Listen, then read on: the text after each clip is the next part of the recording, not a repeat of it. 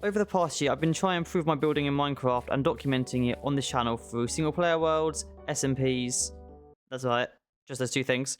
But I've been doing lots of different building and trying to work out how to build in Minecraft. And in doing so, I have definitely improved. I'm still a ways off from being amazing at it, but I found some tips and tricks that help me build things like this house behind me here.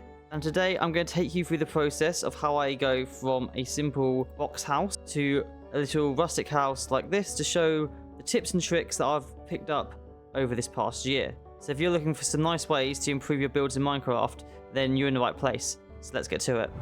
Now before we even get to any of these stages of building, I want to address an important question, being, should I practice my build in creative first, or should I start straight away in survival?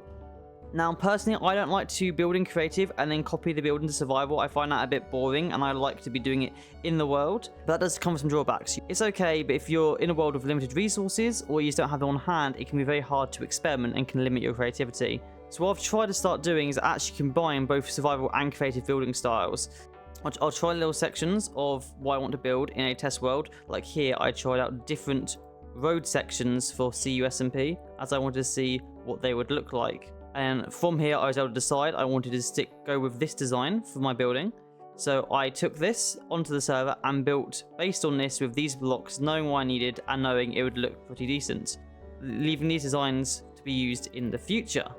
Similarly, I built out part of this villager's stall, trying things like different wall colors, different wood types, different designs, to get a feel for the idea before I moved it onto the server, where I did the majority of the actual designing. But I had an idea to work with from the start. There were some cases I even took this into a separate world in the same biome as the one I was working on to get a feel for the build in situ. Now this build I then went and built on my Mesa world. However, it was a bit different. It was not a one-to-one copy of this, but this gave me the general feel of what the build would look like and roughly what blocks I would need, so that I knew in advance what I needed. So I would definitely recommend a method like this of just try out your build in creative first. You don't need to finish it off. Just get some of the basic shapes in so you know roughly what blocks you're working with, and it just speeds the whole process up a bunch if you have a rough design already in place. And also, if you get stuck on something, don't be afraid to come back to a creative world and try some stuff out with the freedom and speed that creative mode offers. It's here for a reason, use it as a tool. But if you want to build in survival, it's definitely possible to blend the two like I often do. Now moving on to the specific building process, we're going to start with the first stage. And this is a simple box. This is all it is. And this is like your most basic house in Minecraft, is you'll just add a box and then you add a roof to this. But the first thing you want to do is, instead of just going for a box, add some other bits to it. By adding some composite shapes to the box, it already looks slightly more visually interesting, even though it doesn't fully make sense. Like, I'm not, at this point when I built this, I was not sure what is this bit sticking on top going to look like, but it just makes it look a bit more interesting. Afterwards, the next thing I'd recommend is just get some roof shapes in. Instantly, I now know what this top section is about. I know how everything flows together, and it gives a good general idea. And none of this is set in stone. As you can see here, I designed a kind of angled roof section here, but I decided later on, as I came to the next step, I'd prefer to have it cut a bit more harshly. So none of this at this point is set in stone. You can always change it, but try to get a general blocking in of composite shapes and then get some roof designs on it, be that with slabs like I've got here. That's what I felt like worked for this house. You could also use stairs, you could use stairs and full blocks. It really depends on what type of roof you're looking for. This is not a tutorial into specific roof designs. It's just about getting the general process of how to plan out a build in a way that looks more visually interesting.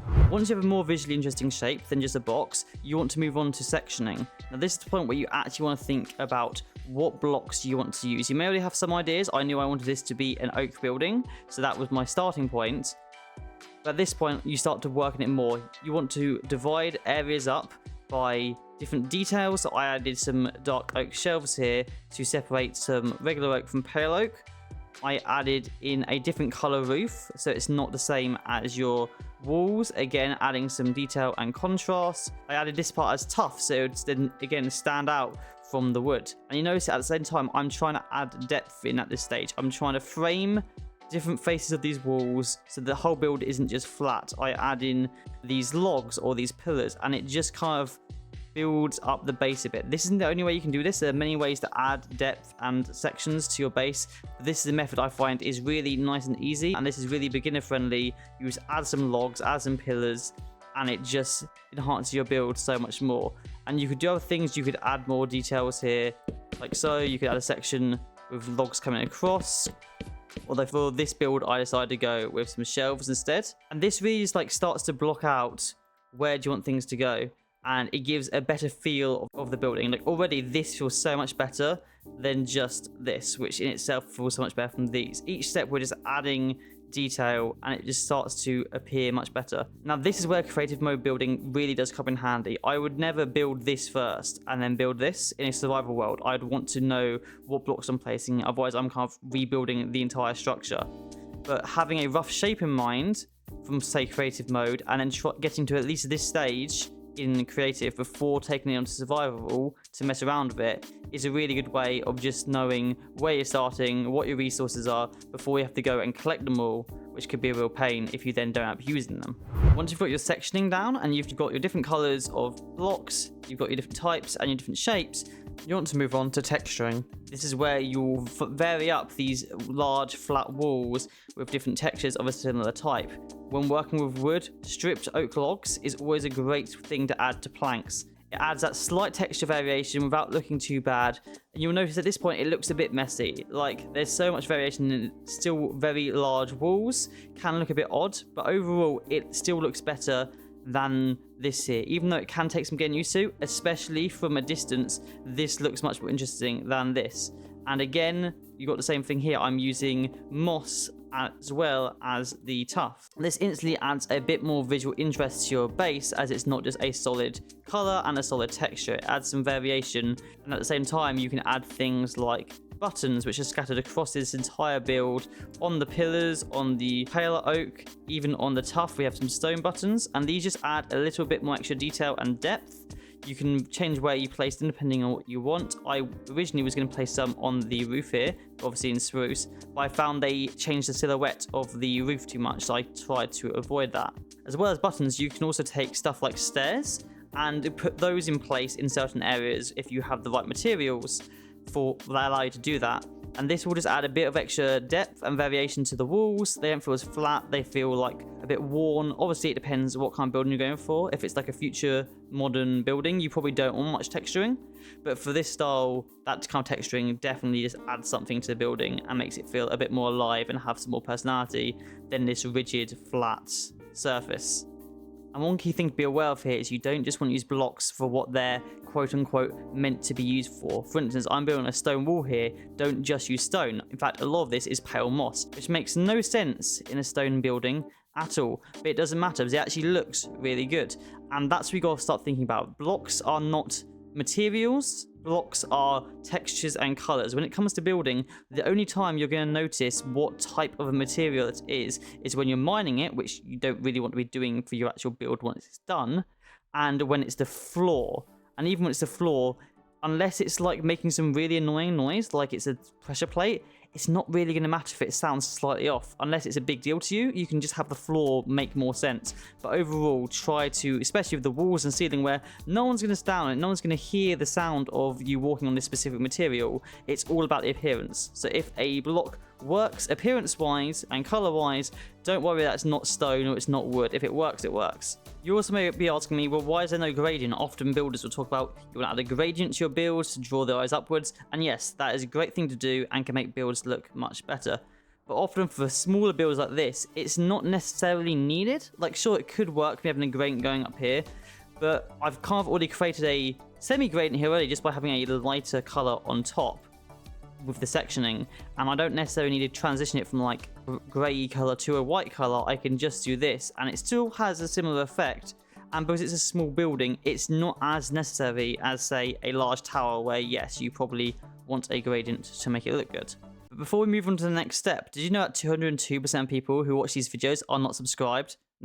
No, seriously, this is an actual screenshot from my YouTube studio. I don't know how this happens, okay? But apparently it's true. So why don't you do me a favor, and if you're enjoying this video, hit the subscribe button so you can see future videos of me trying to build stuff and do different challenges and all of that. If you enjoy that Minecraft content, then hopefully you'll enjoy this channel. Okay, you done that? Cool. let's get back to the next tip then. Once you have the texturing sorted out, you want to move over to adding additional details. So this is things like windows and doors. These instantly take up some of the space and actually block out and remove some of the original detail I added in. If you see that looks quite busy with all the wood there. When you add in these additional details, some of that texture gets kind of covered up and becomes less of a focal point and more of a background piece, because you now have these larger details that kind of define the structure and the appearance. Also, don't feel like it needs to be symmetrical. As you can see, this is not symmetrical here, and neither is the front face here. The door is on the side rather than in the middle like I had planned it originally. I decided it would work better if the door is on this side here.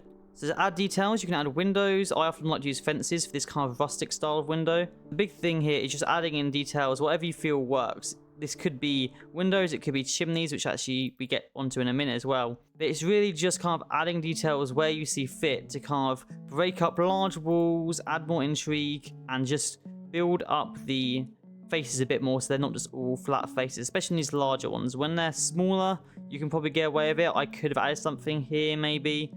But definitely on larger faces, adding accent sections like we've already had with the shelves, or adding windows and other details makes it feel a lot more believable and less like a single solid flat face. And then finally, once you've got this, once you have a textured, sectioned, detailed area, you've got a pretty decent looking building, but it's missing things. It doesn't feel alive, it doesn't feel in situ, and that's the final touch. Adding to the area around the building and adding some movement and greenery can really help bring a building and make it feel so much more lived in and believable. Stuff like adding flower pots to windowsills, adding bushes and leaves, adding a chimney with smoke coming out of it. All these things not only make the base feel more lived in and alive, but make it more visually appealing as well.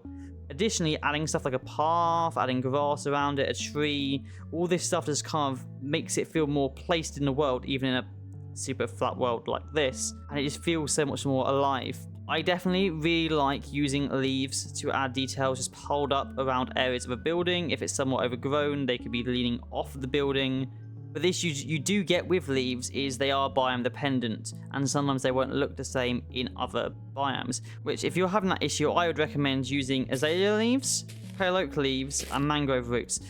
These do not change the color depending on the biome. They will still look like this in basically any biome you choose. I actually found this very useful with the azalea in my mesa world, where all the oak leaves I had looked horrible.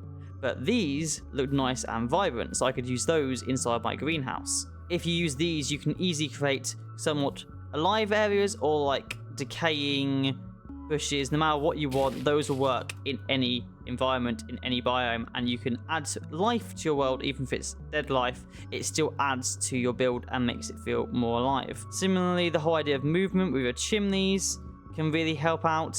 I like to add campfires in my chimneys, as many people do, and it just some movement in your base can really go and sell it. I've used copper golems before to make movement, or villagers in stalls. All that stuff just makes your base feel much more alive than if everything is static and stationary. And this is actually a nice little detail I picked up from Pearlescent Moon's latest video, where she said about using decorated pots to create chimneys, and I think that looks quite well. The only issue is obviously if you get too far, there are entities that will render out, so you got to handle that, especially when you use pots like that. That looks a bit odd from a distance, but if you get close enough, they'll come back and look quite nice. That is my process of trying to build a nice little building like this. I hope you enjoyed and found something useful. If you did, feel free to leave the video a like or a comment. Let me know what you learned or any other building tips you may have for me or anyone else watching. And with that, I will see you in the next episode. Goodbye, everyone.